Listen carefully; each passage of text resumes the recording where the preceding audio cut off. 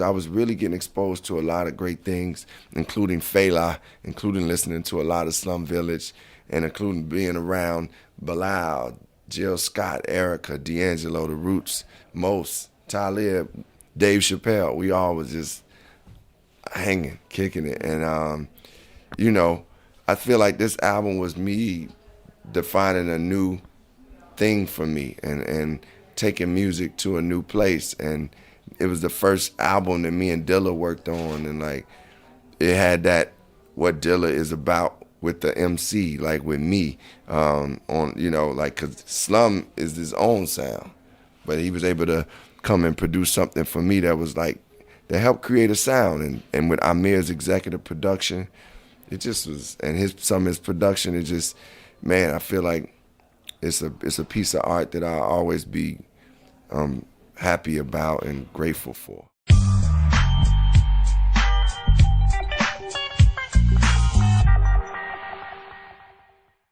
Ladies and gentlemen, thank you for listening. Thank you for downloading. And thank you for subscribing to the latest edition of the 12 Kyle podcast. I'm 12 Kyle. Check this out. On this episode, we're going to taking it back to March 28th, the year 2000. My man Common releases the classic LP, Like Water for Chocolate. And I'm going to break it down. And I've got a special co-host, my man B Cox from the Vault Classic Podcast. So relax and chill, and we'll get the podcast jumping. Let's get it.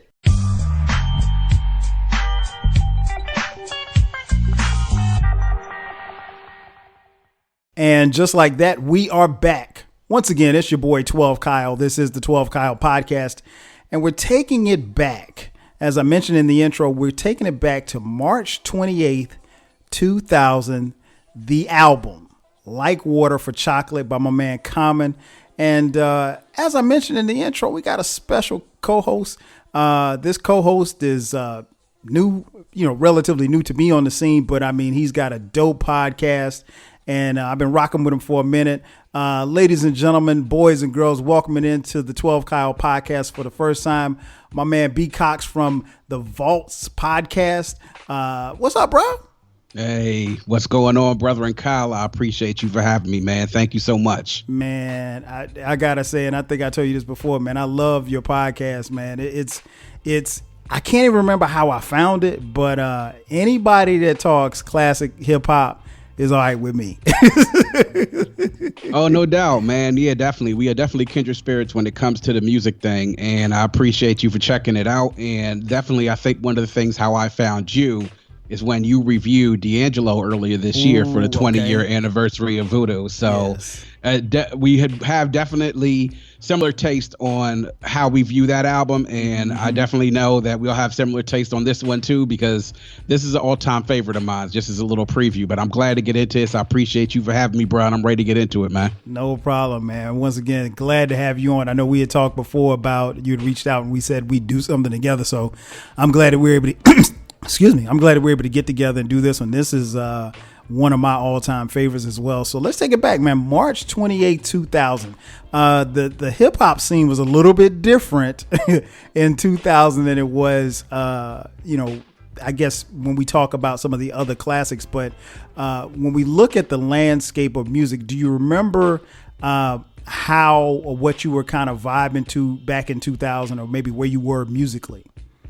Yeah. So the year 2000, just a little tidbit for those, of course, who are listening out there, the fans of the 12 Kyle podcast. The year 2000 was actually the beginning of that year was actually the second half of my senior year in high school. Thanks for making me feel old. hey, look, man. Hey, look, I just thought I'd put that out there. Okay. But I say that because it was a very critical time in me listening to music, my development overall. But it was a critical time in the life journey that I was starting to go through, coming of age, finally being an adult, a young adult at that time, and getting ready to go through and leave one phase of my life and enter into the next one. And musically, well, man, I was always a really, really big fan of East Coast hip hop.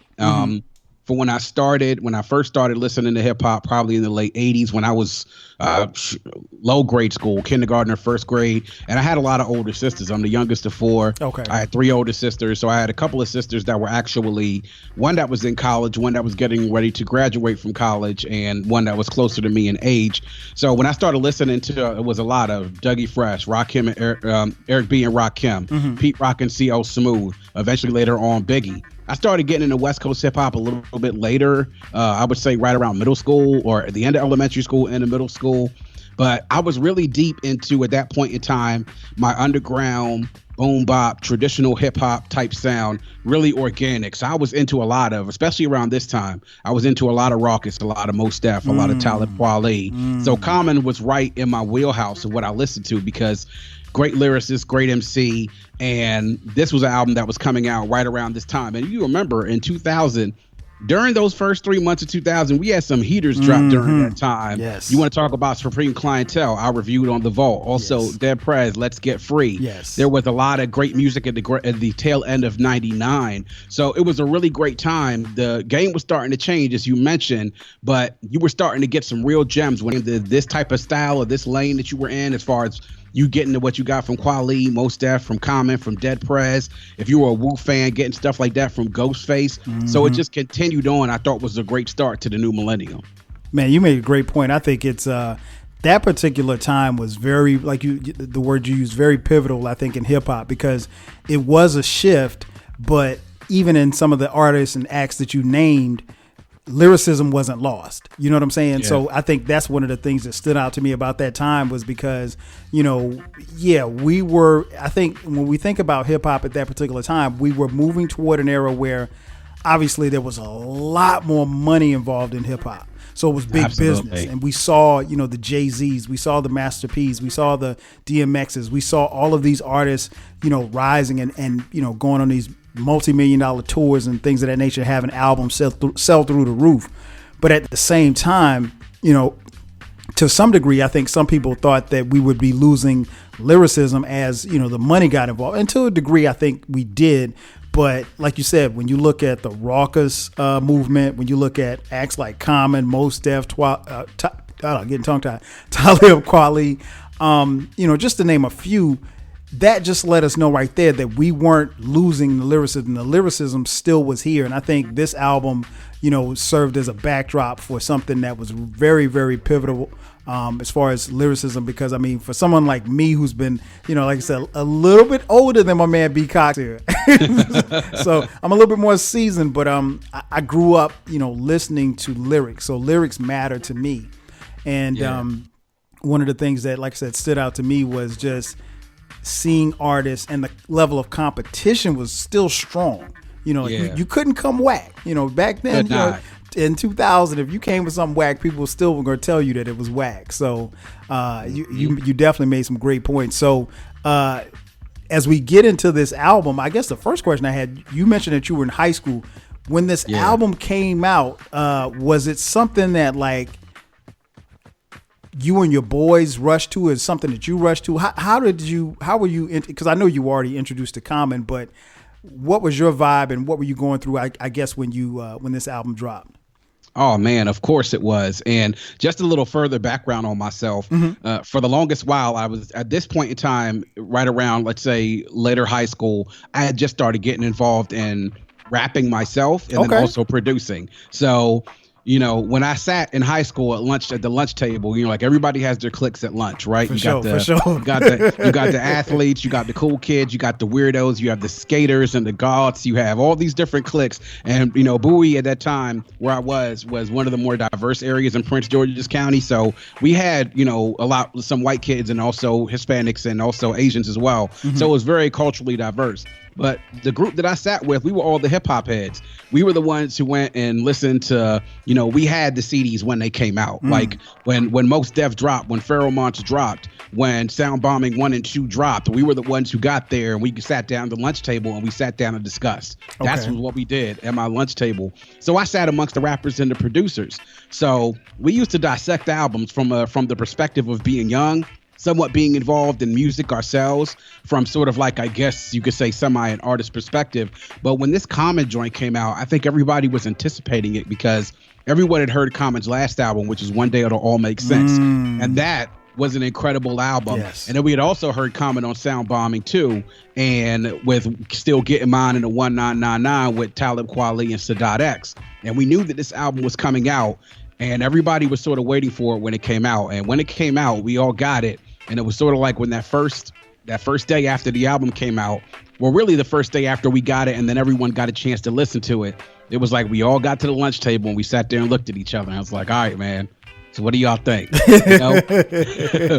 That's what it was like. It's like, so what do you guys think? And it really, all of us were looking forward to it, and we were not disappointed by what we heard. And when we started to dig into the liner notes and started to dig into the intricacies of this album, everything just sort of started to emerge. And that's when the legend of this album really started to emerge for me.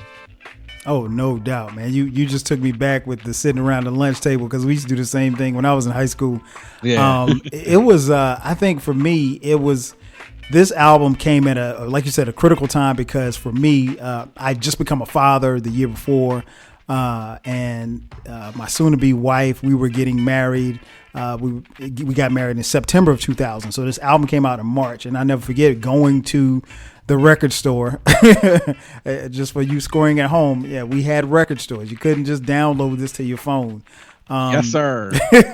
You actually had to physically go pick up a copy. And I remember actually going to get the CD, and I was already a fan of Common's.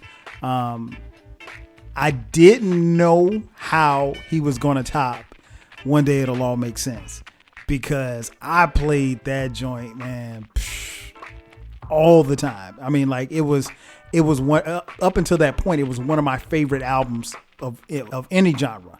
And I wasn't sure. I mean, I had high expectations, but I still was just like, okay, I'm ready to see what he's going to do. And I remember getting it, and I purposely did not listen to it on the way home. I wanted to get home. I got home, played with our son, and then I chilled for a little bit. Once everybody went to bed, I remember just sitting down. I turned everything off, and I just sat and just listened to it, man. And I was blown, like, because I'm normally very critical of an album. Like the first time I hear it, I'm like, I'm not sure about that. It's okay.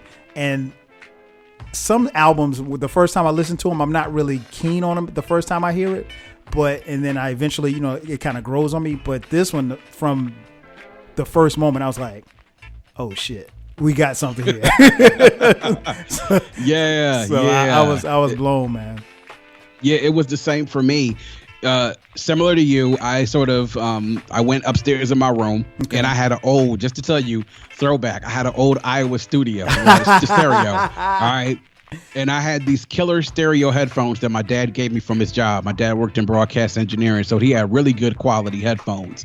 And I plugged it into the Iowa stereo, and I sat there and I listened.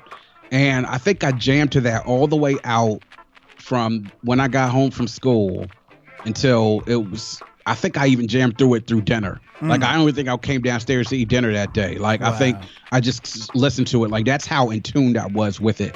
And by the time I was done, I think I went downstairs to the phone. I called my boy and said, Dave, I think I just heard the best hip hop album I've heard in the last 2.5 years. Yes. Like, quite honestly. Like, I think I've heard one of the best. And now, mind you, I heard Supreme Clientele earlier that year, but I hadn't digested it. So I was just like, dude, this is like the best rap album that's come out in like the last 2.5 years. That's the way I felt. And then by the time I got to school, we had this meetup spot at school.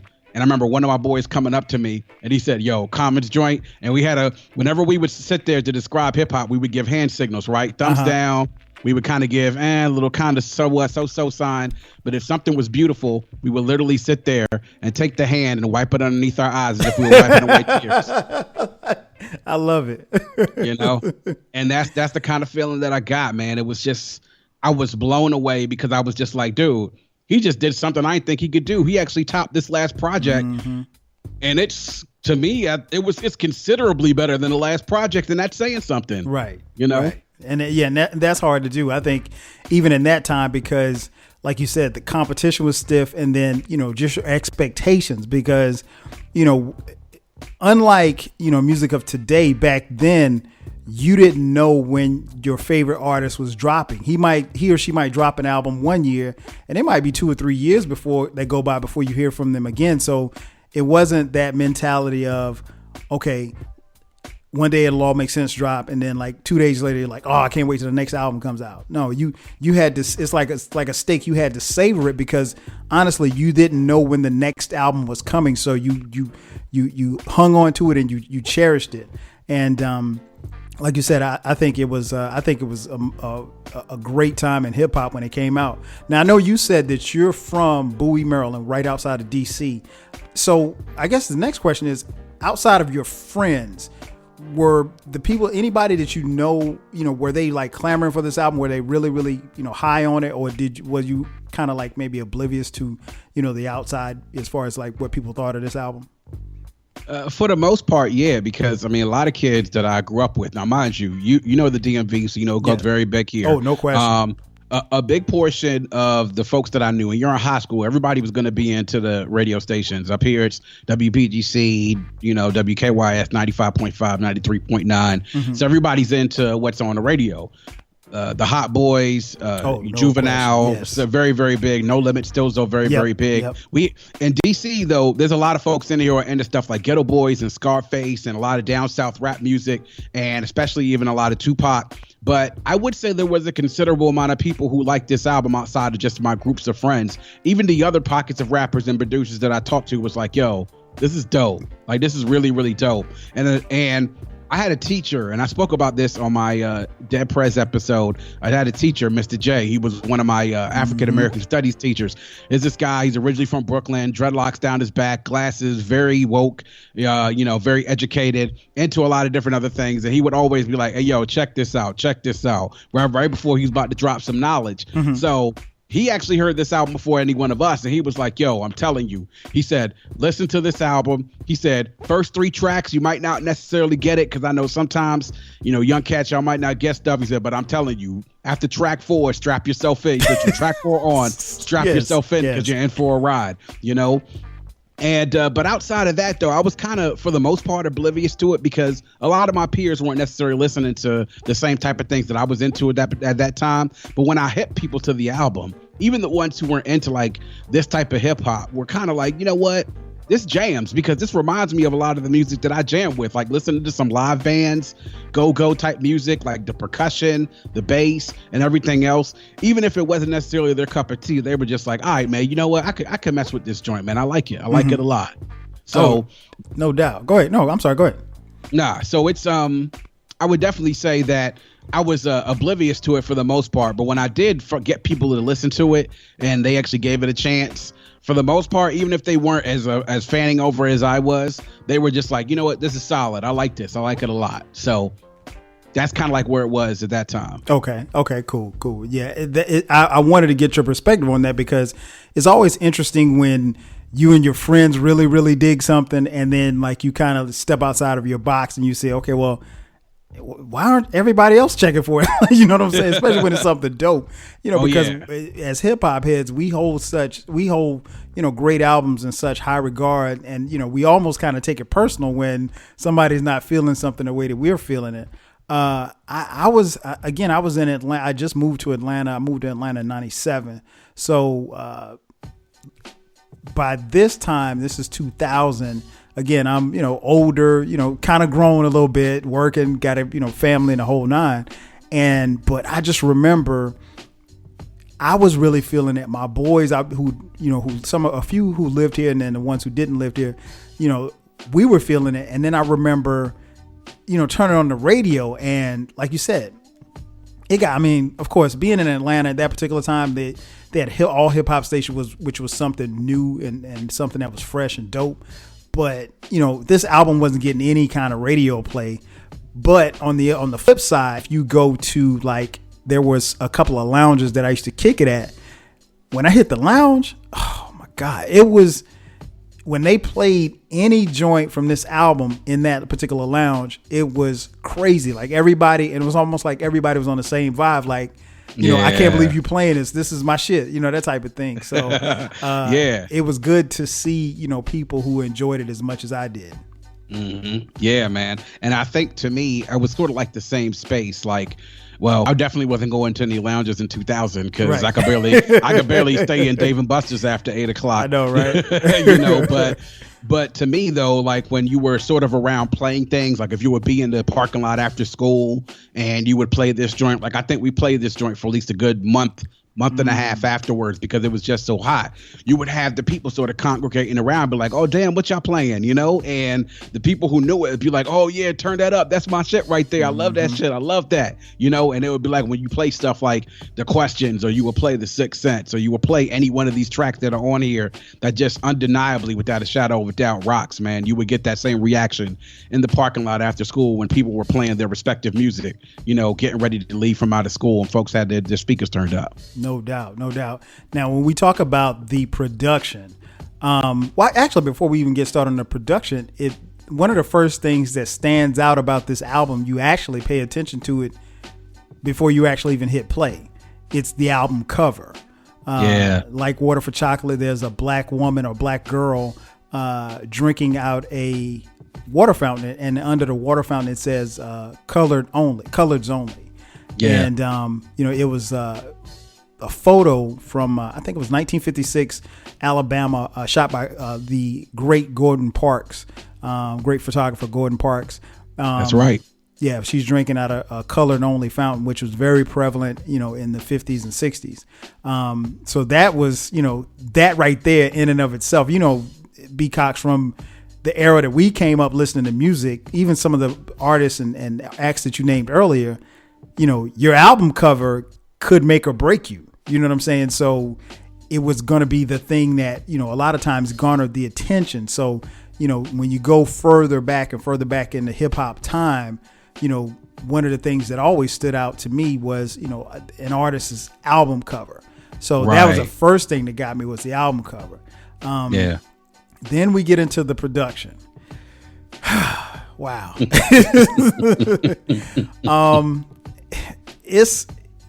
It goes without saying that this was, when I look at the production and the people that appeared on this album, it was almost like the dream team, if you will, in basketball. Everybody from, and I mean, first and foremost, Common is a dope MC, and there are some artists that use other artists as features and stuff as a crutch, but the features on this album really don't, I mean, as dope as they are, he could have done them by himself, but even just some of the other guest appearances were incredible. Just to name a few, Vinicio Mojica, the late great Roy Hargrove. Yes, sir. Fema Kuti, Bilal, Jill Scott, Mos Def, MC Light, Slum Village, D'Angelo, CeeLo Green. I mean, that's just the people that show up. Rozelle from The Roots. Now, when we get into the production side, I mean, obviously, a couple of tracks were produced by Questlove from The Roots, and this album was recorded in Electric Lady Studio in New York City, which is the famous studio that was Jimi Hendrix's studio. Yeah, that's right. So it was a lot of stuff that was going on. And I remember Questlove talking about what all was the projects that were being created in different sections. They were doing this one in this section. Voodoo was being done in another section. Erykah Badu's album was being done in another section. So Mama's Gun. Mama's Gun. Yes, sir. So a lot of stuff was going on. And again, you got Questlove. And then, of course, one other track was produced by the great DJ Premier. And we'll get into that in just a few.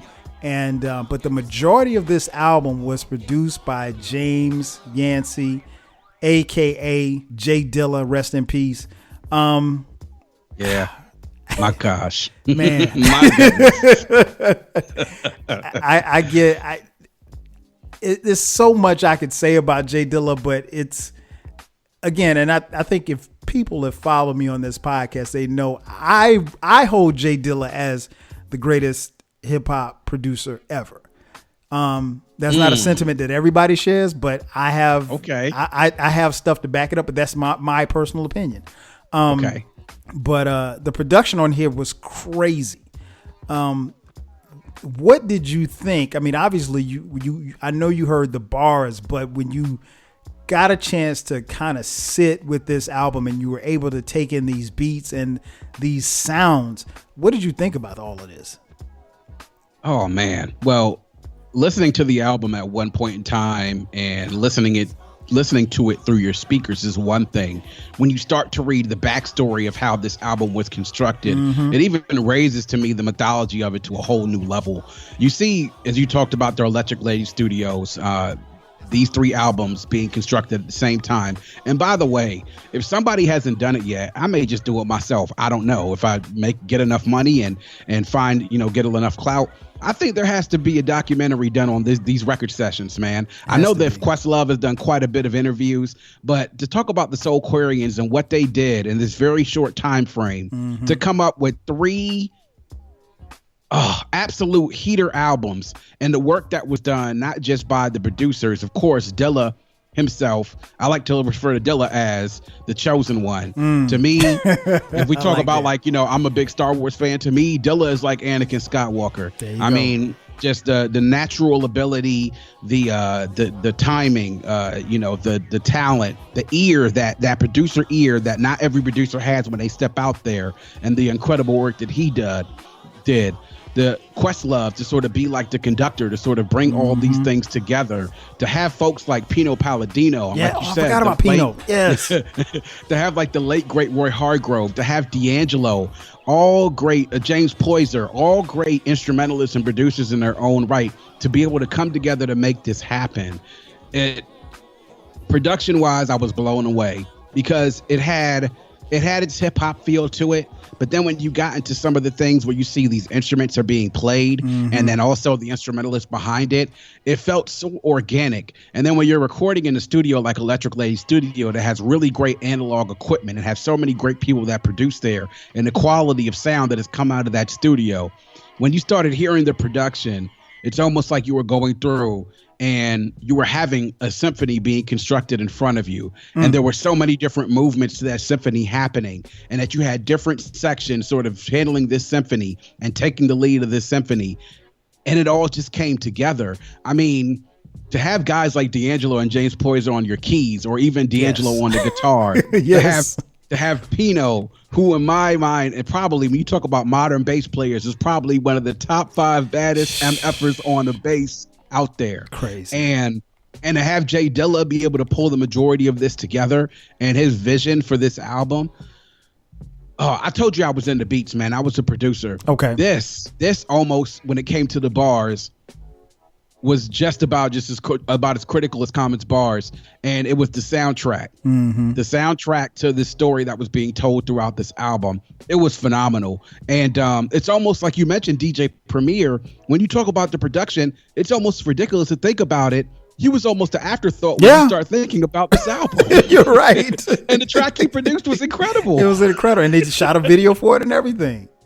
Yeah, and I mean, but to be able to bring so many of those elements together, man, I need to see a documentary done on that with all of the parties that were involved. I'm talking about every single one of the Soulquarians. Obviously, Dilla can't be here, but I need D'Angelo, I need Questlove, I need Common, I need Erica, The Roots, Q-Tip, who came by for some sessions as well. Like, I need all that. I need all of it. Man, let me tell you something. If you get that done, I'll be front and center. I'll put up some money for it because I'm much like you, man. Especially as time moves on, I'm more so interested in how stuff was created, particularly stuff that resonates with me and music that has resonated with me over a period of time. So to get that kind of documentary, I think it would really, really be dope, because it's just, like you said, when you look at Voodoo, when you look at Mama's Gun, when you look at this album, Like Water for Chocolate, those are 3 genre bending albums. Hip hop was in a different space in 2000 than it was in 1990. So, and even Common the MC, when going from Common Sense to Common, he was in a different space. And for him to be rhyming about some of the things that he was rhyming about and then for this sound to be put behind it was just incredible. And like you said, I mean, he's got some heavy hitters, and they don't. It's a very even balance because Common doesn't overshine the production, and the production doesn't overshine Common. They blend very well together. Yeah, it was a very good balance, and it was almost like you think about any analogy of a great sports team. You could talk about the '86 Celtics, the '96 Bulls, the '86 Celtics, the '96 Bulls. You talk about any great dynasty or sports team. Mm-hmm. Everybody sort of worked and played their part, and nobody tried to step out of their lane and try to take anything over. Everybody played their part, man. And to me, I think that's rare when you have that many heavy hitters. All these folks we named have their own resume. Mm-hmm. Every single one of them could sit there and you could put their resume on the wall and they'd be like, all right, this is Hall of Fame worthy right here. But no, this was absolutely a team effort. And everyone who put together an effort here to make this album come together, like, let's put the egos aside. Let's go ahead and make the dopest record we can make with all of us here. Like, why not? You know, right. Let's go in the studio. Everybody bring their A game. Let's see what happens after we're done. Man, I would have loved to have been a fly on the wall in those recording sessions, man. Man, what? I mean, I would have loved. I know it probably would have been great to be able to hear some of the creative process. It would have been great because, it would have been some grade A smoke in the air. Like, it would have been just good vibes being in there when the album was being made. No doubt. It was so crazy. And again, this album is one of the centerpieces, not only just for that particular movement, but also, in hip hop and where hip hop was actually going in the 2000s. So this is a great place to take a commercial break. So what we're going to do is we'll take a break, and then in the break, we'll hear from Common. And then on the other side, man, me and B Cox are going to break it down. We are going to chop up each of these songs and, tell you guys what we think. So sit tight. We'll be back in just a second.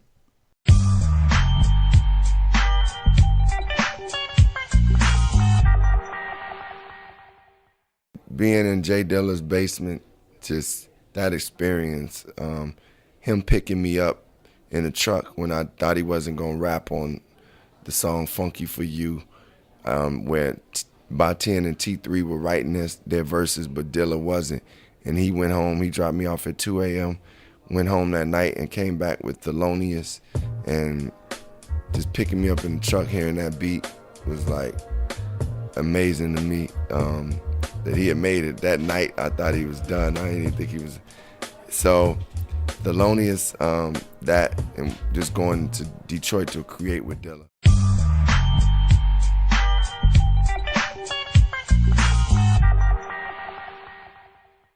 And just like that, we are back. Once again, it's your boy 12 Kyle. This is the 12 Kyle podcast. And we are talking about the 2000, March 28th, 2000, Like Water for Chocolate. 20 years later, I got my boy B Cox in the building from Vault Classic Podcast. Before the break, man, we said we were going to talk about each of these tracks. So let's get to it, man. The starts off. I'll admit, the first time I heard it, I wasn't sure what it was I was listening to. It sounded, it kind of reminded me of someone being on a stranded island or something. Mm-hmm. But the first track, man, Time Traveling, a tribute to Fela, featuring Vinicio Mojica and Roy Hargrove and Femi Kuti. Great intro. This one was produced by D'Angelo, Questlove from The Roots, James Poyser, and of course Jay Dilla. What did you think about this, man? Because this is a very interesting way to start off an album. So, sort of like you, when I first heard it, I was sort of like, I said, okay, what's going on? I don't know what I'm listening to. Mm-hmm. Because I didn't know much about Fela at that point in time. I mean, I was 18 years old. I had no idea who he was, and understanding, how important he was, not just to black music, but African music, especially Afrobeat. Him being one of the pioneers of that. But when I started listening to it, it reminded me a lot of Voodoo's intro. How that intro sort of build, how player sort of build it, and next thing you know, it just gave you this bam, this release, and then all of a sudden you're into it, and then the track just starts going, and then Common starts going, and it's just like, oh, this is when I realized I was listening to something a whole lot different than I'd ever heard from Common ever before. And I liked it. And I was just like, oh, wow, like this is a nice beat. Like you hear those congas and stuff in the background, and, you know, that nice clap sound that you hear in the background as well. And it's like literally when I'm in my car, I start jamming because it's like, okay, all right, Common, let's go. Like I can see where this is starting to go. And I see when it started to build and it got into that track, it was like, dude, this is wow, like this is different. And a good different. So that's where I was of listening to Time Traveling, and it was just like, all right, man. Well, let's see where the rest of the album goes from here. Yeah, there is a very, very distinct build, like you said, and I never really thought about it until you just said it just now. Player, which is the first track on D'Angelo's Voodoo album, it begins the same way. You know, very soft, and then it comes in, and it's just like, okay, here we are. Yeah. Then we go into track 2, which is produced by Jay Dilla. Heat. Bruh. You know, one of the things that I think about Heat when I listen to it is like, and I wish we had Jay Dilla here. Yeah, man. Oh boy. Cause I would just love to, yeah, no doubt. R.I.P. man. I would just love to pick his brain as to how he came up with some of these sounds. Yeah. It's crazy.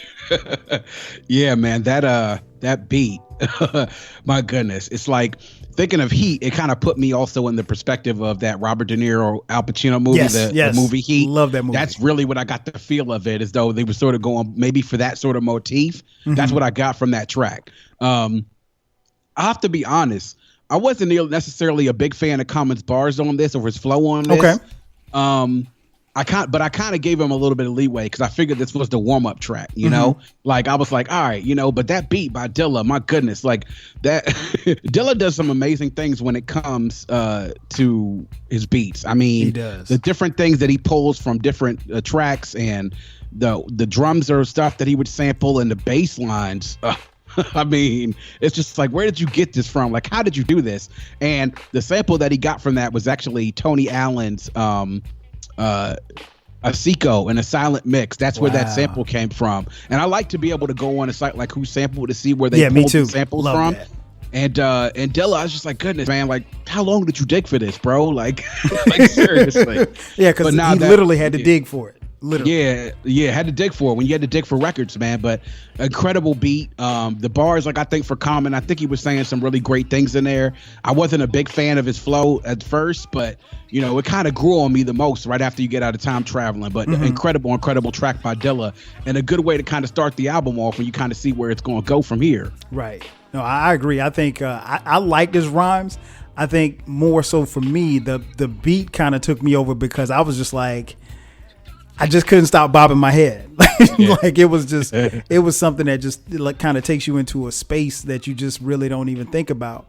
Then we moved to track 3, Cold Blooded, featuring the late great Roy Hargrove. This one was produced by D'Angelo, Questlove, Kalo Sanders, and The Roots. Cold Blooded, I guess I probably should start with Roy Hargrove, right? I mean, I don't know if people really can appreciate, you know, how talented he was, and you know, we lost a great one, you know, when he passed away. But that horn, I mean, he kills it on it. It sets the tempo for everything. And sonically, and then Common comes in, and he's going in. I love this track. Yeah, man. God gave Roy Hargrove a gift, man. Yes. He gave him a gift as a horn player that not many people actually have. When this track gets started, man, and as soon as those first keys come in, and then you hear that horn, and then by the time Questlove gets working on the drums, it's like, oh boy, it's like, here we go. And then you hear Common coming off with those first rhymes, and little daughter started nursery school. Right. It was just like, you know, he just sort of rode that beat, and then that bass line like just kept riding. Like when I ride with this in my car, this might be one of my top 3 tracks from this album to play, because that bass line, the live music, those horns. And I mean, there's a period at the end of that song where you hear where they're playing that, like, hey, look here, man, I tried my best, man. You hear and Roy's just sitting there just going off on the horn, just like those staccato notes over and over and over again, right until it pops in before Quest comes back in with the drum. And I was just like, God damn. Right. Like, y'all put y'all foot in this track, boy. My goodness. I would have loved to have been a fly on the wall in that studio session. It was just, like you said, everything started to come, and it's not that the beginning of the album was dead or anything like that, but I go back to what your teacher said. First couple of tracks, and then this, you really gotta buckle in. Yeah. But yeah, this is my joint, man. Roy Hargrove again. He sets the tone, and it's just between him and then this beat and then Common coming in. It was just phenomenal for me. Then we get to track 4, produced by Jay Dilla. And like I said, the album, in my opinion, and much like your teacher said, the album turns here. Yeah. if you are familiar with track and someone running the 200, this was the turn. Yeah. And doing it. Track 4. Man, first and foremost, before I even get into the production by Jay Dilla, I gotta ask you, and this is off base, but I'm gonna ask you because I don't know. Do you think that Common in his lyrics and his bars was taking a shot at DMX? I think he was taking a shot at a couple of people in this track. Okay. Now, for those of you listening, the reason why we're saying this is because this was a time where, in hip hop, you could take subtle shots, subliminal shots at people, and it really was left up to the listener's interpretation. So we don't know. He never came out and said he had any beef with DMX, but I had to get your opinion. Go ahead. I'm sorry. No, I think he was taking definitely a shot at DMX. I think he was also probably taking the shot at Ja Rule too. Okay. And, okay. But you could definitely see in the bars when he said back-to-back LPs, the sound the same. I surround the stage with a 4-pound of brainstorm to make niggas dance in the rain. It's. I know that was for sure a shot at DMX, because in '98 DMX had dropped his Dark as Hell Is Hot and Blessed Was My Blessed Blood My Blood within the same year. He didn't even give the album a chance to breathe before he had a second joint out. And I think he was definitely on his throwing darts thing out here, and I think he was ready to throw some darts at some people, because I think people were I think he was a little fed up with the way that some of the things in the games, how you said hip hop was making that change, and I think he was sort of fed up with the way some of the MCs, how they were operating, and he definitely had his darts out, and he was throwing them out on this track. So I think definitely a DMX, definitely a Ja Rule, and maybe a few other MCs that we're not thinking about. Oh, no doubt, and the reason why I asked that is because that actually didn't honestly, it didn't come to me until about maybe 5 years ago. I just happened to be listening to it, and I'm like, back-to-back LPs that sound the same. I was like, wait, is he talking about DMX? Because he said something different from these hollow and grunting niggas, which was hollow and grunting niggas. Exactly. Strictly.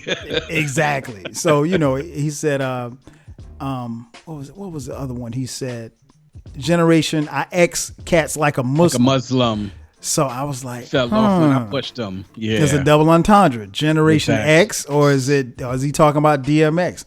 Yeah. I so I had, before we even got into the track, I had to ask that, because like that has always stuck with me. Like I said, probably it's something I caught maybe about 4 or 5 years ago.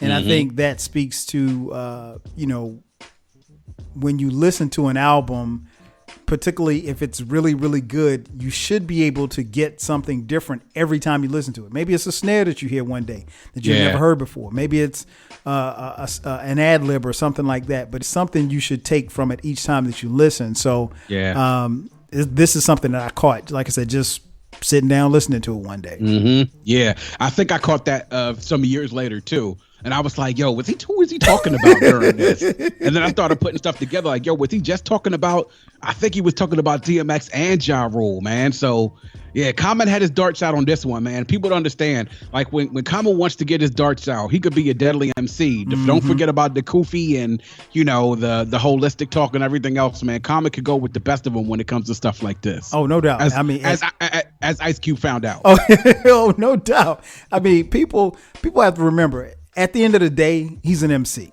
Indeed. And he is not going to play games. He's serious about being an MC. He said, you wasn't a thug before Pac came. 10 years ago, you had a high top trying to be like Kane. Then Snoop released it became a G thing. Claim sets your city ain't got gangs. Oh, man. So, yeah, that was... I just had to dig into that real quick, but sure, man. Then we get to the production side. Yeah, Jay Dilla again, man. Again, that piano. Yes. Wherever he got that piano sample from, that bass line, like, Dilla does these things with his bass lines. It's just like, dude. Like, if I could travel back in the time and sit with him in the studio for a day, like, yo, bro, how did you do that? Like, how did you filter that bass line? And then how did you cut it up on this MPC or this SP to make it sound like that? Like, because that's what I want to learn how to do. How did you do that? That right there? Can I find out how to do that? That you know was my big thing. I'm sorry. Yeah. And you know what the thing is? I think he's the only one that knew how to do it. I don't think anybody else, knew how to do it the way that he did it. And it was just like he was basically playing with people, you know what I'm saying, as far as his production goes. But exactly, yeah, man, that track again, that's where the album turned for me. And it's no shade on the first 3 tracks because they were phenomenal, but this album takes a serious turn at track 4. Then we move into track 5, The Light. This is probably, I would say this is probably Common's biggest hit, probably one that made him a household name, if you will. I mean, obviously they shot a video for it. This one again was produced by Jay Dilla. Of course, it contains the great Bobby Caldwell sample. Bobby Caldwell, who I did not know until a few years ago, was white. I think that caught a lot of people off guard. They're like, hold on, this dude's white? Yes. You mean to tell me there was a white boy singing this the whole time? Yes. Oh, yeah. Yeah. What You Want to Do for Love is done by Bobby Caldwell, and he's white. Yes. And, man. So, yeah, The Light, man. So his, comment on this one, man, and I think at the time, I want to say he may have been dating or starting to date Erykah Badu. It definitely started right around that time. Yeah, so I think this is kind of like an ode to her, in some way, shape, or form. His lyrics are really, really dope on this one.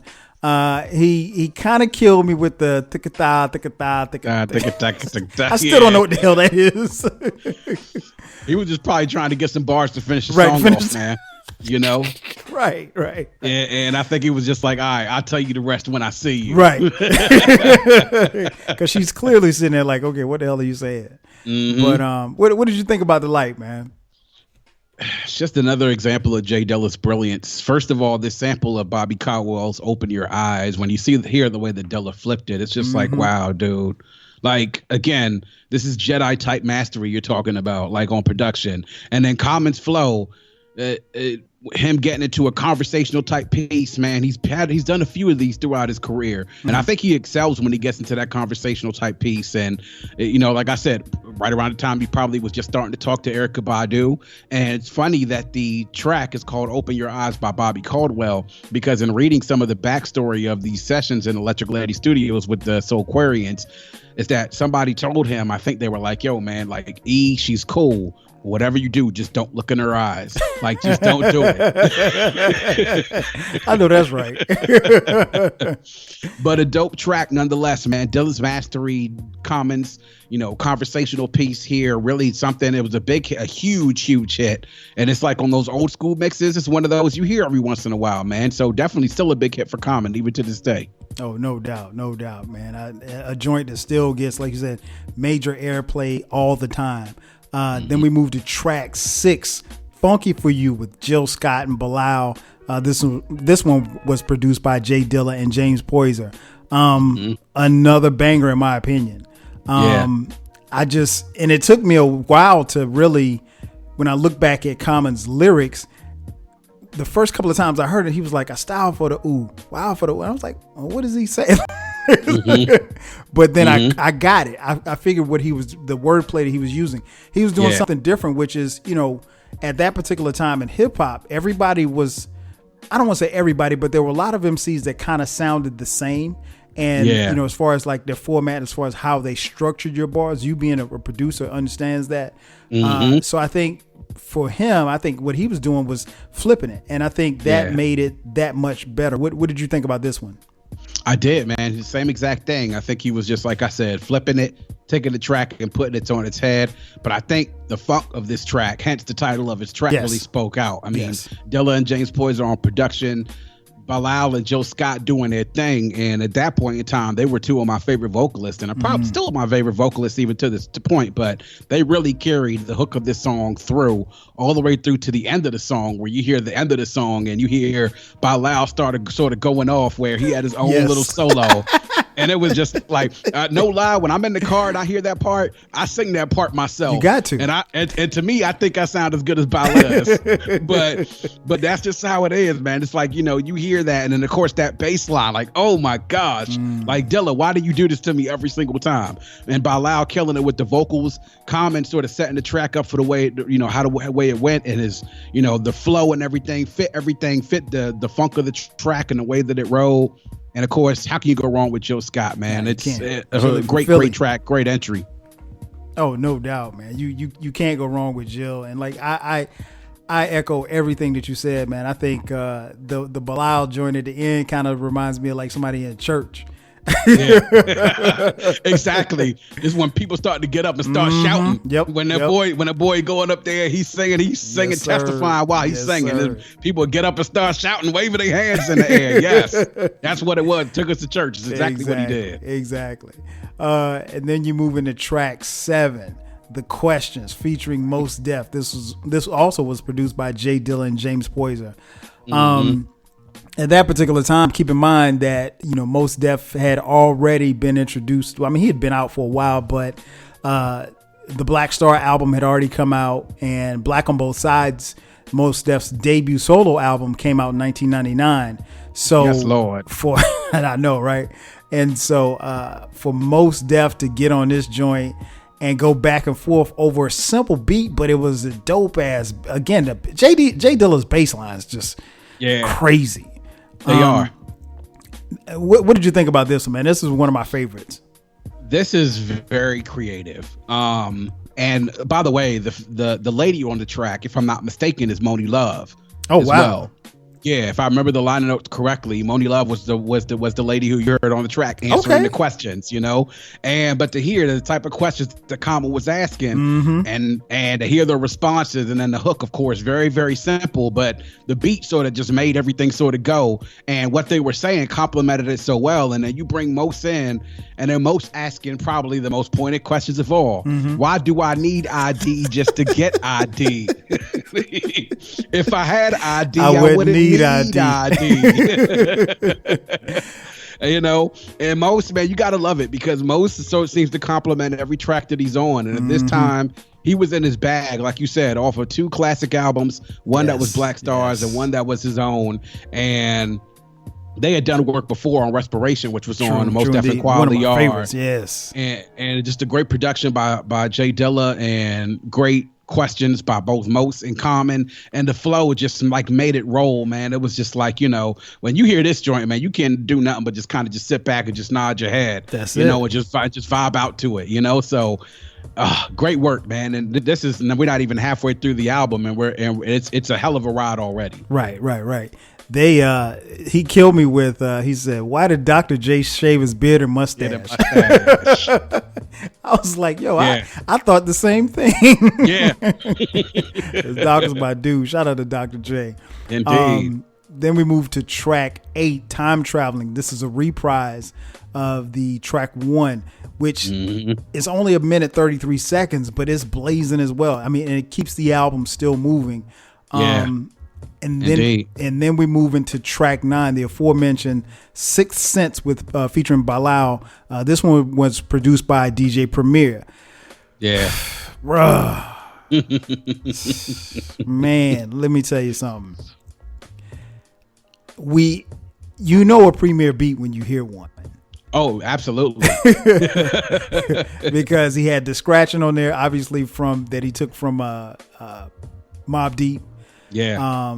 But yeah, man, to hear Common rhyming over, a Premier beat, man, like this was special to me. I love this track, man. My favorite bar on this one, when he says, if I don't like it, I don't like it. That don't mean that I'm hating. Goodness. Man, I stand by that to this day because there's a whole bunch of shit I don't like. Yeah, because, people use that term a lot in the late 20th century, turn of the century into the millennium. Everybody's like, oh, why you hating? Why you hating? Everything was hating. Like, nah, I just don't like this shit. I don't like it. Sorry. I don't like it. And you're right. Yeah. I mean, go ahead. My goodness, this track with that sample from Mobb Deep's Illustrious, from Prodigy's unmistakable voice, that hook by Bilal, adding as much soul as he could to it, and then Common on 3 verses, just literally just killing it over Premier's track. And the one thing that I love about what Primo does is he'll set his track up so he makes sure is that, well, I don't know whether he does it pre-production or post-production, where he makes sure he sets his rappers' bars up almost as good as any producer as I've ever seen.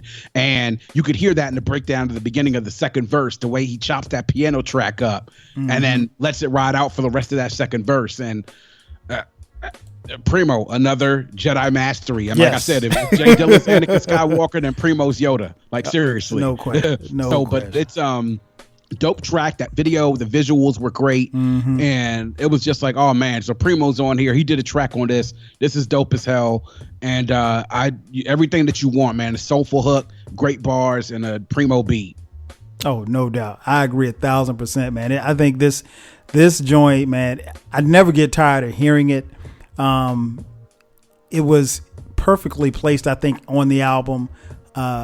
And again, you going back to something that you mentioned earlier, it probably came as a surprise to some people, but Premier being on this album, he does. I don't want to say he gets overshadowed, but I mean, when people talk about the production on this album, it generally centers around Jay Dilla and Questlove, and rightfully so. But this one is perfectly placed. I think it's a great track, and it also adds to the the musical sound.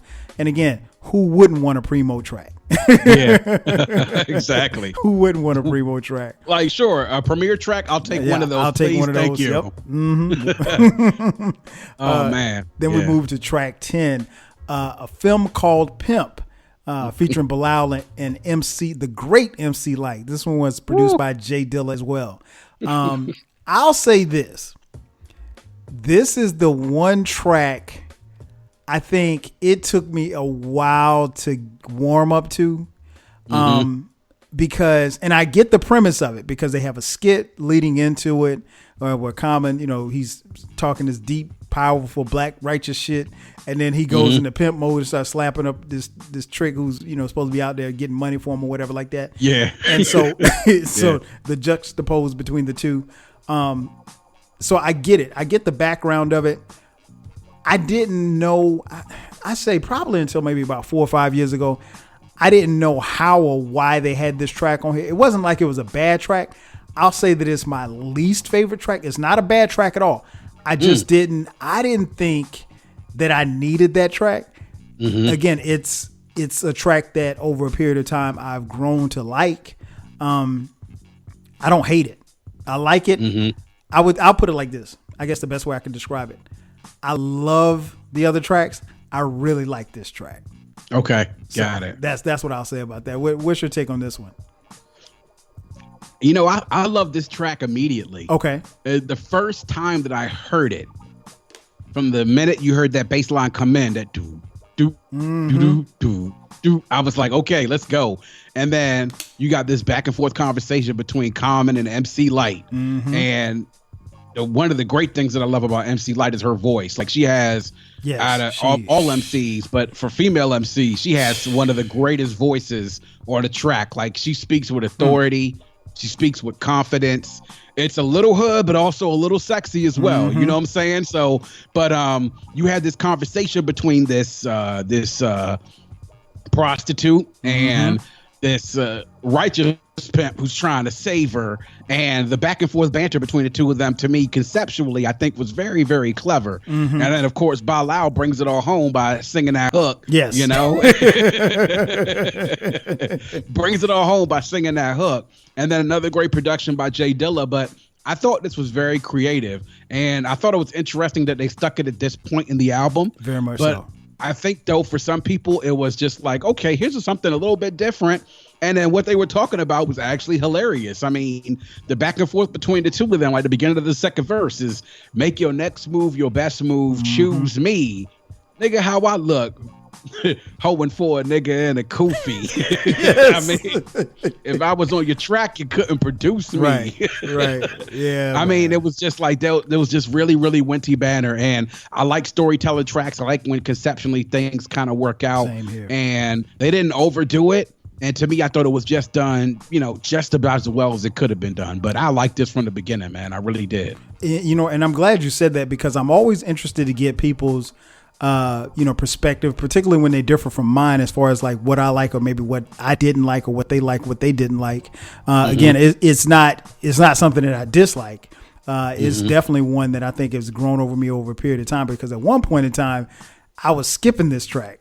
Wow. I was just like, I don't want to hear that, or I had to be in the mood to hear it. But now, I definitely appreciate it a lot more, and I see why it is where it is. And like you said, it's a very playful banter, and it's very, it's very much so opposite of what we heard, because you have to put it into context, like you said. Yeah. This is the 2000s. So at that particular time, everybody was talking about that pimp shit, and they was, everybody had hoes and all this kind of stuff like that. So this was a play on that. And so, for Common to do this and then have the great MC Light on the track with him, I think that was dope. Really, really dope.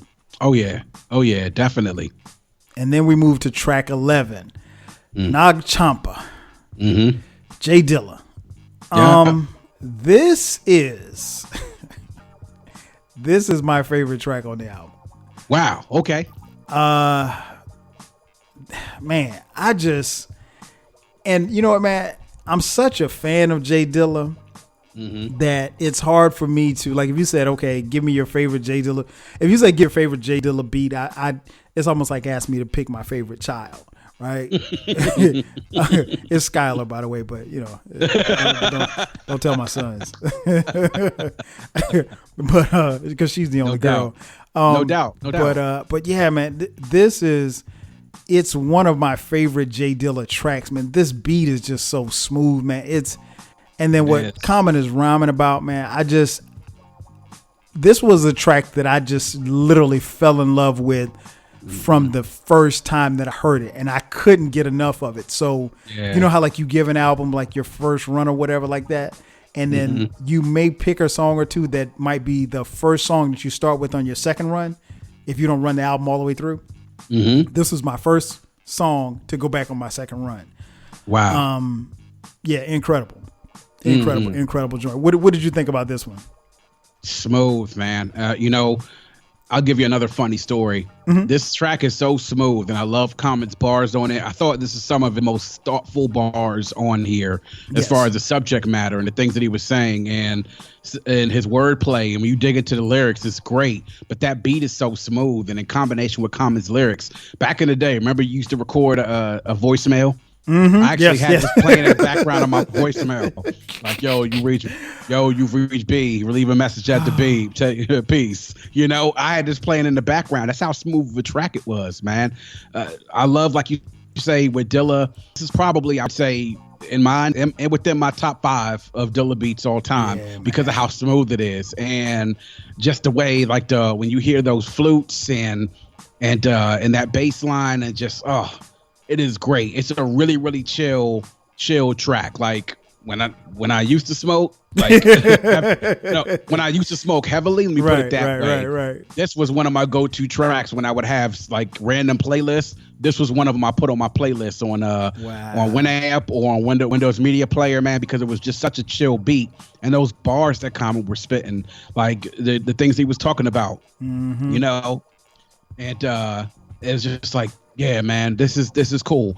I wouldn't say this is my favorite, but this is probably within my top 3 of tracks on the album. But a really, really smooth track. No doubt. Yeah, if I smoked, I would smoke to this. Then we go into track 12, Thelonious featuring Slum Village. This one also was produced by Jay Dilla. Now, if you're a fan of hip hop and you know hip hop, this song actually appears on Slum Village's album that would subsequently be released in June, I think, of 2000. Fantastic. Yeah, fantastic. Volume 2. Man, this joint right here, man. I'm a big fan of Slum Village.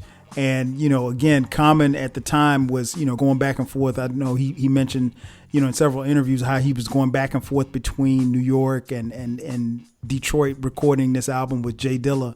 And he talked about, you know, writing, it was one of the other songs. He didn't anticipate the fellas from Slum Village getting on this particular track, but Jay Dilla did it. And, you know, it came out so dope, man. This joint it's amazing, man. It's amazing. And quiet as kept, you know, Jay Dilla gets on and he's got bars, you know, so, I love this joint, man. What about you? I love it too, man. And when I heard it on both this joint and on Fantastic Volume 2, those are two of my standout tracks on both of these albums, because I love SV. Yes. I love, you know, everything that not just Dilla brought, but then also T3 and Batan. Yes. And to hear Common and to hear the four of them sort of go on this track and drop bars and over a great Jay Dilla, very understated beat, but still really, really, really smooth as well. And it was great, man, and it just has that, you know, nice little vibe, like, you know, you hear those vocals in the background that sort of set you at ease, man. But just sort of the synergy that you have between Common and Slum Village, with Jay Dilla sort of being the architect of it all. But solid track as well, very, very solid track, and I was pleased to hear it not just on this joint, but on Fantastic Volume 2 as well. Oh, no doubt. That was like the icing on the cake, hearing it on, you know, Slum's album as well. And like I said, with Common's album coming out in March, and then this Slum's album coming out in June, the following June, I thought that was dope to hear it, you know, on those back-to-back albums. Then we move into track 13, Payback is a Grandmother. This one was produced by Jay Dilla as well.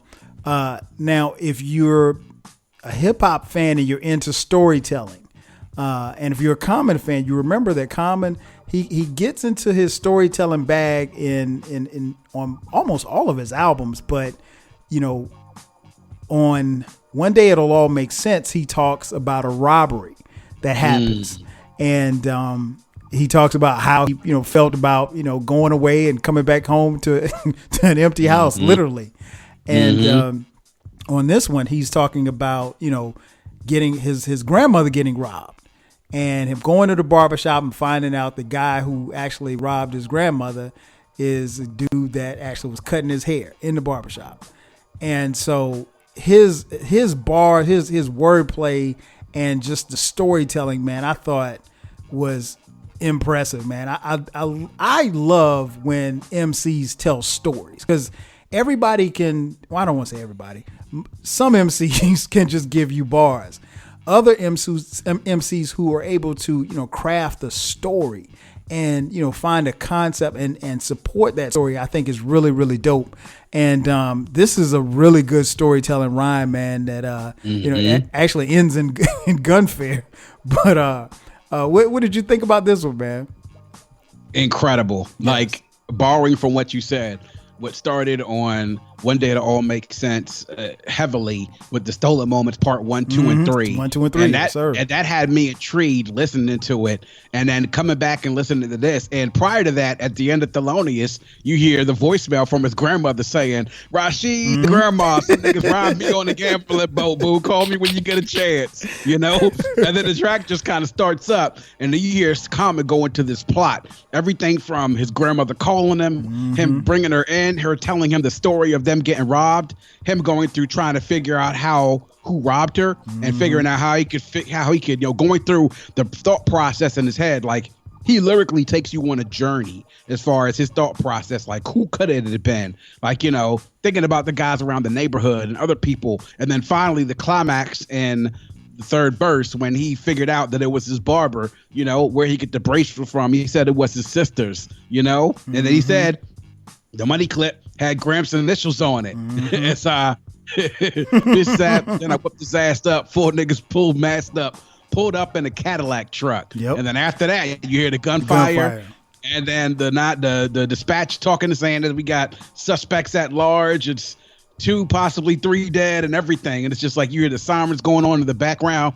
Really just told a really dope story. And it continued to be able to insert the prowess of Common as a storyteller, and not just any storyteller, but a vivid storyteller. You can see the images in your head as he's going through each one of these verses as this situation progresses. Just really, really just dope skill. Dope track by Jay Dilla, and great sound effects to sort of accompany everything as well, man. So just A+ for me, absolutely. Oh, no doubt, no doubt. You took me back with the Stolen Moments Part 1, Part 2, and Part 3 on the One Day It'll All Make Sense album, and that, like I said, that goes back to just what we grew up listening to as far as an MC being able to tell stories, because that's how a lot of times MCs will win fans over. Can you tell a story? Can you tell a story that we can follow from point A to point B to point C, have a beginning, a middle, and an ending? And I mean, Common does just that, and I mean he masters it. And I think if you're listening to this podcast and you have not. Obviously, if you haven't heard this album, please go listen to it after you finish listening to this podcast. Yes. But yeah, definitely pay attention to that particular song, because for anyone who wants to MC, you don't have to rhyme about anything, but he gave you gunplay, he gave you, his attitude, he gave you the bravado, he gave you, his mental aspect as far as what he was scheming on. He's trying to plot because he knows that the hood is going to tell him, anybody that pulled off this robbery, because they even mentioned that they got Jordan for his ice. So Jordan was on the boat. Jordan got robbed too. So oh man, that another dope track. Then we move to track 14, Ghetto Heaven Part 2, featuring D'Angelo. This one was produced by D'Angelo, Questlove, and James Poyser. Bruh, this. If Nog Chomp is my favorite, this is 1A. This joint right here, man, is crazy. It is crazy. It's hard for me to put it into words. First of all, D'Angelo is smooth. He's killing it on the vocals. But Common delivers, I think, some of the bars that, that I always remember. I remember even talking about this on previous podcasts, just some of the bars he delivered on this particular song. But from start to finish, like I said, if I had to tell you my favorites, this is probably 1A, because it's just it's crazy. What did you think about Ghetto Heaven Part 2? All right, you got to give me a moment for this one, man. Go ahead. This is my favorite track on this album. Bar none, 100%. It's not even close. And let me tell you why. The beginning of it, you hear that harp in the beginning. And then you just hear the key come in, and then D'Angelo. And when he starts off with that bridge, and you hear the rest of that track come together, and then you hear that first verse by Common. This is a beautiful track, man. This, I have played this track the most out of any track on this album. One, it's Common, one of my favorite MCs, D'Angelo, who had just dropped. And I said this on my podcast. Voodoo may just be my favorite modern album of all time, meaning of my era, meaning since I've come of age to now, that is my favorite album. I'm off the heels of listening to Voodoo and all the soulfulness and the funkiness and everything, the spirituality that you got from it. To hear D'Angelo and Common come together on a track like this, a track that was beautifully produced from the keys to the flutes to the bass line to the vocals on the hook to the bridge to Common's lyrics. And you are right, those bars on the song, it was almost like you were reading a poem in some parts of it. Like, honestly, this track does so many things for me. This track brings me up. This track brings me down. I've been happy listening to this song. I've shed tears listening to this song because of some of the memories that it brought back from people that I've lost and some of the times that I've been through. This, man, bruh, like, one of the things I thought was most disrespectful about this album, well, what happened afterwards, is the fact that they made a version about this with the Macy Gray and decide to make a video out of it, and then to also on most of the streaming services you hear now. Do you hear the version with D'Angelo and Common? No. Right. You hear the Sound of Philadelphia remix with Macy Gray. Boy, if that ain't about disrespectful, I don't know what to say. I don't know who did that. which let me preface this. If you didn't hear this version, at least in my opinion, and you heard the version with Macy Gray, you probably could mess with it, right? But there's no way in hell, none, after I heard this version, that you come giving me this piece of shit with Macy Gray on it and call it Ghetto Heaven. I love it. Like, bruh. And so how deep did I get into this track? I actually visualized the video of this in my head. I saw the video of this. Like, exactly, if I was Hype Williams or anybody else who used to direct videos back then, like, how you would have, like, it would have been a beautiful video to shoot alongside this track. Right. Like, that would have been something to shoot. So this is the only Ghetto Heaven that I will acknowledge is this one with D'Angelo. The other one with Macy Gray doesn't exist. Doesn't exist to me. It's dead to me. It's dead to me. You took the words right out of my mouth. But this track is beautiful, man. And it's just like, you listen to it and you listen to D'Angelo and Common make such a beautiful track to start closing this album out. And it's just like, bruh, man, this is and this was actually a trade-off. You know, yes, it was. This track was supposed to have been on Voodoo, and Chicken Grease was supposed to have been on Like Water for Chocolate. And as the story goes, D'Angelo heard them jamming the Chicken Grease, or what was going to become Chicken Grease, and he said, "You know what? Y'all can't give Common this shit, man. We need to have this for my album, man." Like, so they decided on a trade-off. I'll take this track, which eventually they called Chicken Grease. This track that I'm working on my album, we'll give this to Common. And that track was Ghetto Heaven. Wow. And I almost think like it worked out perfectly. It did. Because Chicken Grease worked perfectly for Voodoo, and this track worked perfectly like for Water for Chocolate.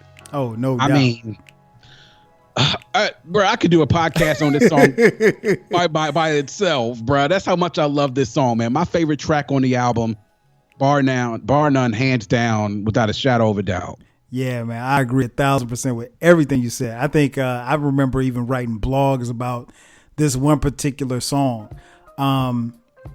Verse 2 always gets me. Love, your happiness doesn't depend with a man. Strong woman, why should you depend on a man? No, I'm sorry. Let me go back. Love, your happiness don't begin with a man. Strong woman, why should you depend on a man? I understand you want a man that's resourceful. If he pay your bills, he feel like he bought you. Talking to a friend about what love is. Her man didn't love her because he didn't love his. Hugged her from afar, said what I felt.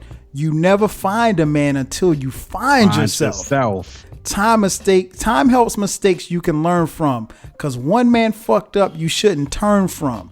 You want a certain guy, gotta reach a certain point too. At the destination, a king will anoint you.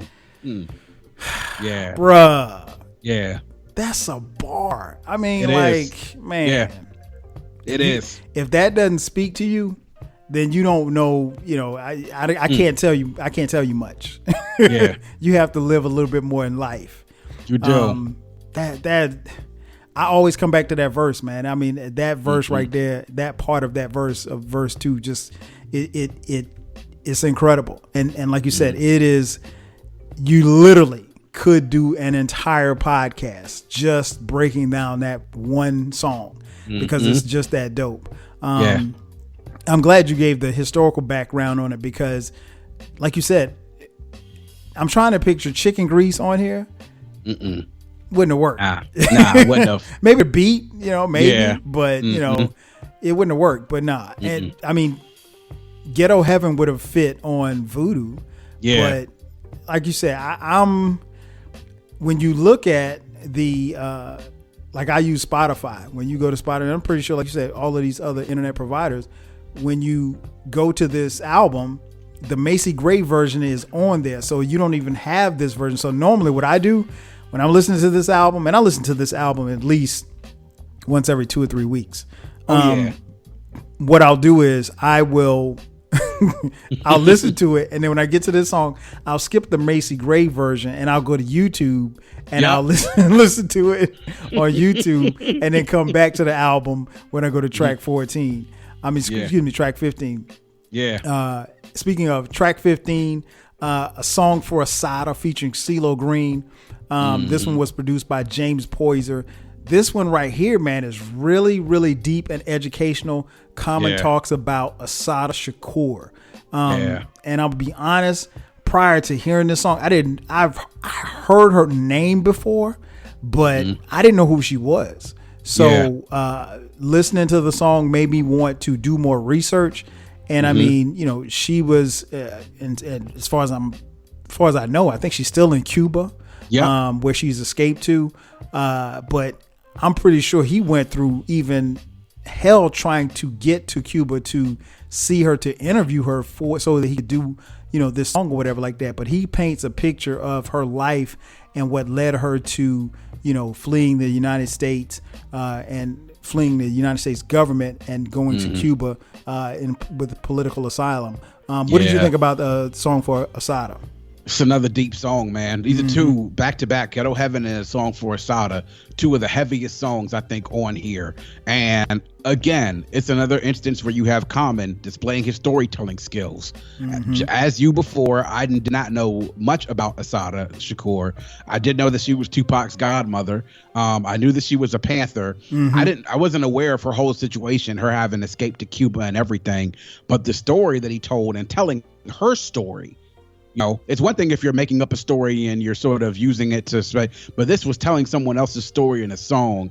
And over 3 verses, man, it was heavy to hear about the things that she went through, from the arrest to her being in the hospital to her trial to her escaping from prison and eventually being at where she's at right now, all aided by CeeLo Green's great vocals on the hook, man. I mean, it was another heavy song. And then, of course, the clip you hear at the end of the song with Asada herself talking. Yes. It's just a very, very heavy track, man, but very dope, very educational. To me, it has a very somber tone to it because considering, the circumstances around her life, she's still a fugitive from justice, but a freedom fighter, a political prisoner, an inspiration to many people. It's a very heavy track though, man. Something that has a very somber tone to it, but very dope nonetheless. And a great combination by CeeLo Green and Common. Yes. And those keys by James Poyser, Mike. Woo! He kills it. He kills it. He does, man. But it's 2 very heavy tracks back to back, but a song for Asada, very educational, a great story that was told, and a great way to kind of help get this album towards the end because it sort of kind of lets you know, man, it's like, the price of freedom and the price for some of those who are willing to go through to get freedom just sort of, strikes a chord, I would even say, even in today's society, of what other people are willing to do to get to freedom nowadays. Is other people are not as free as we claim to be in this country. So it's just a reminder, man. It really is. What the song is more so than anything else. It's a reminder of the struggle that we face and the struggle that we continue to face. No doubt. No doubt. And I think it's a great piece because it offers a bit of history. And I often say, it's not, we go through things like Black History Month, but, our history of Black people is so much more. And we can't wait for Black History Month to teach us, and we can't wait for the school system to teach us about our history. And it's, we know about the Malcolms and the Martins and the, Medgar Evers and people like that, but it's people like we have a ton of people like Assata Shakur whose story needs to be told, and I'm glad that Common took the time and effort to put this on his song, and that way it inspired cats like us to who did not know to go one or two steps further to get more education about her. Absolutely. Then the album concludes with track 16, Pops Rap Part 3, All My Children. This one actually features Common's dad, the late Lonnie Pops Lynn. He gets on and does spoken word. This was produced by Kareem Riggins. If you're familiar with Common's albums, I think his dad was on. I know his dad was on. I think he was on Resurrection. He was. And he was on Resurrection. He was on One Day It'll All Make Sense, and then he was on this album as well. Like Water for Chocolate. I really enjoy Common's dad, Pops, being on the tracks. He's a funny dude, man, and rest in peace. I think it's really, really dope that Common gave us a chance to understand, a little bit about his dad and a little bit about how his dad thinks. And just kind of give us a glimpse into the relationship that they had. Like I said, his dad, unfortunately passed away, I think in 2014.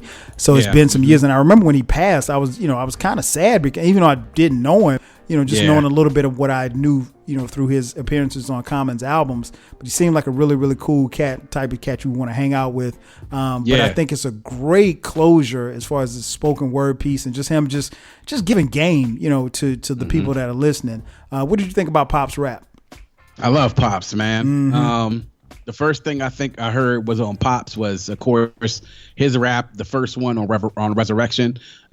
He featured prominently, of course, on One Day to All Make Sense. And he has that one skit at the end of track 4 where he leaves a message for Common saying that he wanted to kick Jesse Jackson's ass, And then his rap at the end of One Day to All Make Sense was a profound because Common at that time was getting ready to become a father for the first time. And, he talked about it a lot on that album and him having a perspective of talking about his relationship with his son and him getting ready to become a father for the first time and his relationship with his son and sort of just giving the knowledge and the game and really showing the relationship that they had. And at the end of this, it's the same thing. Pops gives his rap. You hear him drop a lot of knowledge and say some very profound words at the end of it. And it's a welcome addition at the end of it. And I got to expect it at the end of Common's albums to hear his dad at the end of those and to be able to hear a perspective of somebody, especially artists. And not many people would have their fathers on their albums with them, man. And but the fact that they had a good relationship and they collaborated, and obviously he wanted his dad to be a part of his projects, just sort of gave a nice little cap at the end of this masterpiece to be able to hear from Pops once again speak on and give us some knowledge and drop some gems and bring us out on a very high note at the end of all this, man. But definitely, love Pops, man, and may he rest in peace. No doubt. Couldn't have said it better, man. This album concludes, the running time is 77 minutes, 51 seconds. It was, in case you hadn't figured it out, it's critically acclaimed by most people. I want to say the Source gave it 4.5 mics. Most publications, everybody loved this album. I think the album went on to go to sell platinum. And again, Common wasn't a guy who really sold a lot of records per se, but he had a lot of, street cred and everything like that, and was well loved and well respected, in all hip hop circles. So before we get out of here, I gotta ask, you on your podcast, Vaults Classics, You talk about classics all the time. So, and we're going to talk about where people can hear and follow and subscribe to your podcast. But you and your crew, you guys only talk about classics. So that's right. My question to you is this a all-time classic? Is it a modern day classic? Or is it just a, incredible album? How would you rank it? So on my ranking on the Vault Classic Music Reviews, we have, is it certified classic? Is it a borderline classic? Or is it a classic just in its time? Okay. And for me, this is a 100%, spoiler alert, certified classic. And it's a certified classic because for me, beyond just the whole thing about whether or not you skip tracks or not, but to me, when it comes to when you look to classify an album as a classic, which I think to me is the point of my podcast, because I think we use and throw that term around way too loosely nowadays. But here it is. We're in 2020. We're still talking about this album. Here it is in 2020. Me now, 20 years removed from high school when I first heard this album, and it still resonates with me. Here it is. I can remember exactly how it was when I felt. And when I listen to this album, it's like a part of me transports right back to the year 2000 and right back to the feelings that I had. Part of what an album does is not just the content. It's not just the production, which is, this is A1, A+. The lyricism, A1, A+. The themes, A1, A+. It's the way that an album makes you feel. It's the way that you remember it. It's the way that it can bring you up sometimes and also bring you down and also take you on a roller coaster ride. It's the way that it will continue to be something that you look back on even as the time progresses. It'll be 2040 and I'll still be playing this album for my kids. It'll be something I hope that one day when I'm a grandpa, I could play for my grandbabies, because it's that important to me. And when it comes to Common, to me, and I get into this a lot when we talk about discographies and catalogs. To me, this is probably number 2 on my personal list, right behind B. Okay. But it's not that far behind, though. I mean, it's literally, if B was a 10, this is probably a 9.8, 9.9 in terms of classic material. This is going to stick with me for a very long time. And it's time. I mean, here we are. We talk about music being timeless. This is something that in music, it's genre bending. It doesn't stick to to what you would expect hip hop to be and a rap album to be. This is something that incorporates soul and funk and gospel. And I mean, it's a certified classic to me, man, because to me, this is something that for years on I'll be listening to and will still rate as one of my favorites. I mean, in this year alone, this is in my top 3 of albums that came out in this year. Like, it's hip hop albums. It's for me, it's Supreme Clientele, this, and Train of Thought by Reflection Eternal. To me, it's right up there, and it's a certified classic to me, bro, because I'm going to be listening to this for years to come. And when I have kids and when I have grandkids, I'll be having them listen to this, man. This is one of my favorites. It really is. Yeah, I agree, man. I think for a while, and anybody knows me, I don't throw around the word classic a lot, because it is, like you said, it's thrown around way too loosely. In fact, I did a podcast called "What is a Classic?" And where I talk about how we've gotten to this point, because everything can't be a classic. Every album can't be a 5 mic album, because it's not. I mean, if that were the case, then you have no, because everything that comes out isn't great, and it's okay to say something is okay. It's okay to say something is decent. It's okay to say something is whack or trash. I think when I look at this album, even when I move my personal biases aside, I have to say that this is a classic album. This album, and I think it's been out long enough, because I don't think that you can have an album come out and be out for 2 weeks and say it's an all-time classic. No, because it has to stand the test of time. It does. And we probably shouldn't start looking at albums to examine if they're all-time classics if they haven't been out, I don't know, 15, 20 years, because music would have changed so much in that period of time. So given the fact that this has been 20 years, I am here to say that I think this is a classic album. Yes. I think it's an all-time classic. I think it is. And again, I'm moving my personal biases aside because of how I feel about Common and Jay Dilla. This is a great body of work. And I think you can really put it up there with any of them when you put it into context. And I think it's one of the last, great, because I think if you look at hip hop's history, the classic albums, I think, start slowing down around this time because hip hop made such a turn that you don't have the production, you don't have the lyricism, you don't have the impact on its community the way that this album does. So yeah, in my opinion, this is a classic. If I'm giving it mics, I'm giving it 5 mics. If you say you're giving it 4.5, hey, you get no argument from me. If you say you're giving it 4 mics, I probably could argue with you. I won't, but yeah, it's a phenomenal album. I will ask anyone who's listened to us talk about it.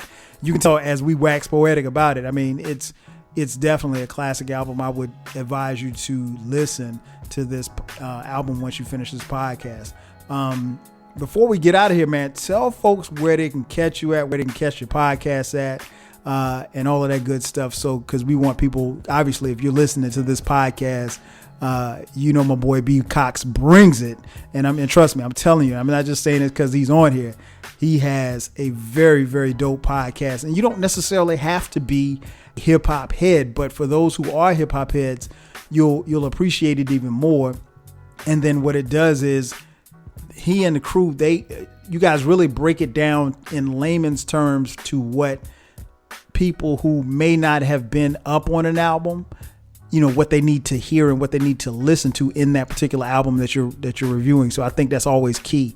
So tell folks where they can catch you at. Yeah, man, I appreciate it. I thank you, man, for listening and listening to the show, man. And I appreciate all the feedback as well. So the Vault Classic Music Reviews, you can catch it anywhere that you can pretty much find a podcast at.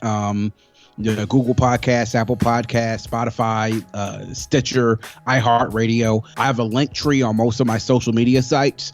We'll start with the Vault. Of course, most of the places you can catch me is on Twitter. That's at Vault Classic. That's at Vault Classic. Personally, I'll give you that information later, but you can also get the Vault Podcast on Instagram at Vault CMR Podcast. That's at Vault CMR Podcast. And on Facebook and YouTube, you can search both of us there, the Vault Classic Music Reviews, and you'll find us on YouTube and also on Facebook. So please check us out. Personally, you can find me on Instagram on @itsLesson. That's @ITSLesson. Lesson is my producer and my rap name. You can also find me the same place on Instagram @itsLesson. And I look forward to hearing from everybody. And please check out my podcast. I appreciate it. It's for music lovers. It's for hip hop lovers. As Kyle has said, of course, we do really break down into albums. We started out doing hip hop albums, but starting this year, we're going to be doing also R&B and also reggae albums as well. That's dope. So please be on the lookout for that, man. And we do classic albums, and we do albums on their 20, 25th, and 30th anniversary dates. So we only delve into the classics because we really do believe you got to let an album breathe before you deem it a classic truly. So thank y'all, and make sure y'all come check it out, man. I look forward to seeing all the new listeners and interaction on social media. I love it, and I do it all for y'all. No doubt. And make sure you hit him up on social media if you like what you hear, because he'll definitely vibe with you on social media as well. You guys have been listening long enough. You know where to find me on this podcast. Can be found on all platforms where podcasts are free. Hit me up on social media @12Kyle IG, the same as well as the podcast 12 Kyle Podcast. So that's gonna do it for us. This one is in the books. Like water for chocolate, 20 years later. So for my boy B Cox, I'm your boy 12 Kyle. We'll catch you guys on the next go round. 5,000. Peace.